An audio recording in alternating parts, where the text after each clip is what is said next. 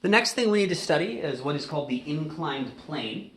A plane, we know from math class, is a flat two-dimensional surface, and so the surface of this aluminum track, for example, is a plane. An incline just means something at an angle, and so an inclined plane is just a flat surface at an angle, like this. You might think of that as a ramp, and indeed a ramp is a inclined plane. Also like the side of a hill is an inclined plane. And so inclined plane is the general physics term for something that looks like this.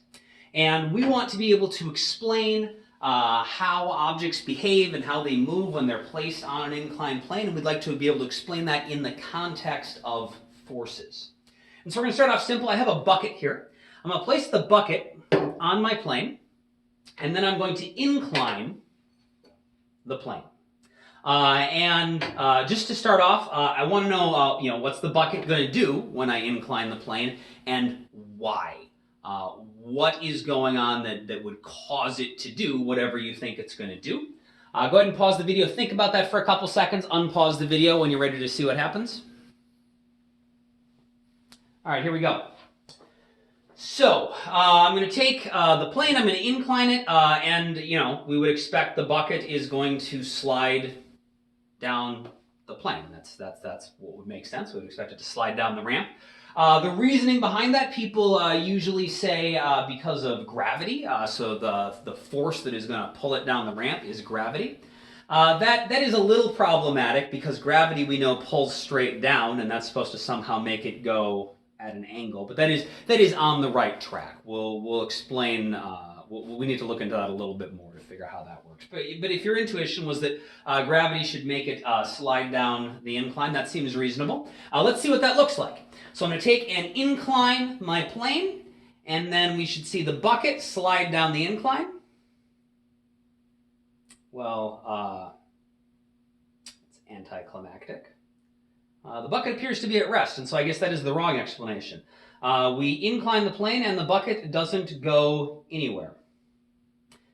We should be able to explain this.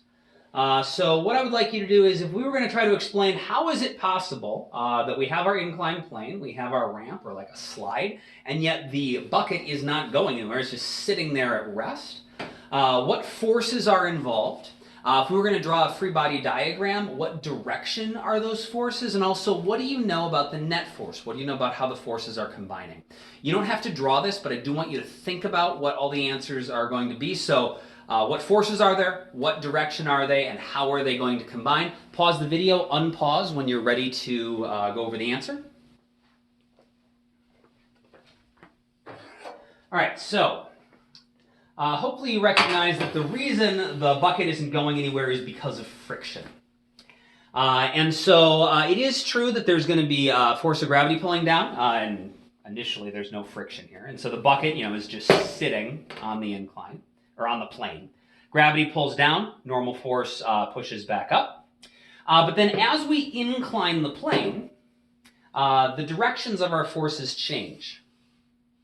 And so this is something that is, it follows all of our definitions, but it's something people struggle with sometimes. Gravity always goes down, and the normal force always has to be perpendicular to our surface. And so you'll notice when I'm dealing with an inclined plane, the normal force is perpendicular to the plane. The normal force is not in the opposite direction of gravity. The normal force is not up. There is no rule that the normal force has to be in the opposite direction of gravity. The rule is just that it has to be perpendicular to the plane. And of course, once it is at an incline, there's also going to be some friction involved that prevents it from moving. Otherwise, it would just slide down the plane, we would expect. And friction always has to be parallel to our surface, and so we can see the friction and our normal force are perpendicular to each other. If that friction is going to prevent the object from sliding down the incline, it has to be going, the friction has to be pushing up the incline to prevent the object from sliding down. And we can see the direction of the forces, relative to each other continues to change depending on what we set the angle to. The angle of the incline determines the angle of the force of friction because it just follows the incline. The normal force is always perpendicular to that angle. The force of gravity is the only one that never changes direction. The force of gravity is just always going down. And in the case of the bucket just sitting there at rest, the net force, the total, has to be zero, because we know from Newton's first law that for an object to be at rest and to stay at rest, the forces all have to be balanced out, so the net force has to be zero. So we can tell these are not the right length, because if we add those three arrows together, they are not going to cancel each other out. And so the directions we are showing here are correct, but the lengths are incorrect. And we need to figure out, how do we figure out how long each one of these arrows is? How do we figure out how big the force is? It turns out as we change the angle of the incline, the force of gravity, again, is the only one that doesn't change. So it always points straight down, and its magnitude is always mg. But the other two forces, friction and the normal force, although they're always pointing, relative to the plane the same directions, in the direction of the plane and perpendicular, as we change that angle, that's going to change the absolute angle they are at. And it turns out the magnitude, the length of the arrows, is going to vary.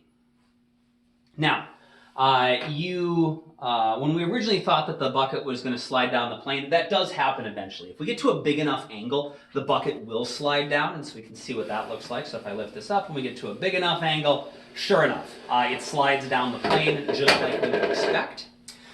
In that case, we must have some unbalanced force. Something has now happened that has caused the bucket to experience an unbalanced force. Friction was no longer able to hold it in place. And we must have had an unbalanced force with the net force pointing down the ramp. Because when the bucket accelerated down the ramp, the net force has to be in the direction of the acceleration. And so something about the way the forces combined must have changed, so that now the net force was going down the incline. The actual forces that we have when we get to that bigger angle, though, they're still the same, right? We still have the force of gravity, we still have the normal force, we still have the force of friction. But something about the way that we calculate these has caused them to stop canceling each other out. And now, suddenly, all of a sudden, the way they combine is causing a net force to be down the ramp. One thing I'd like to point out, I have FF written here for force of friction generically. Of course, we know there are two types of friction. When the object is sitting at rest and all three of these forces cancel each other out, this, of course, would be static friction, keeping it at rest. Once it starts to slide, there is still some friction, but it becomes kinetic friction. But the direction is still the same. As the bucket slides down the ramp, friction is going to be trying to pull it up the ramp to try to slow it down. And so the exact type of friction will change, the length of the arrow will change based on whether it's static or kinetic friction, and also based on the angle of the incline. But the direction of the friction arrow, whatever kind it is always going to be up the ramp for this example. The normal force is always perpendicular, the force of gravity is always down. The one last thing I want to talk about just quickly is it is possible for friction to be going up the incline. Down the incline in the opposite direction. This doesn't happen very often, but if, for example, I have my bucket and I'm going to slide it up the ramp. So I go like this, and then, it eventually stops, and, if I have this at the right angle, it'll start to come back down. There are some forces that are working to slow the bucket down, and certainly gravity is going to be trying to slow it down as it goes up the ramp.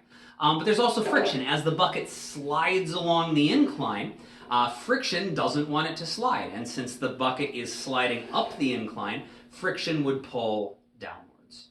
And so the direction of our friction arrow can change depending on what exactly the object is doing. Is it at rest, and the incline is trying to keep it at rest, or is it sliding, in which case the friction with the incline is trying to slow it down? And depending on which direction it's sliding, that could either be, it's always going to be parallel to the incline, but it could either be like forwards or backwards.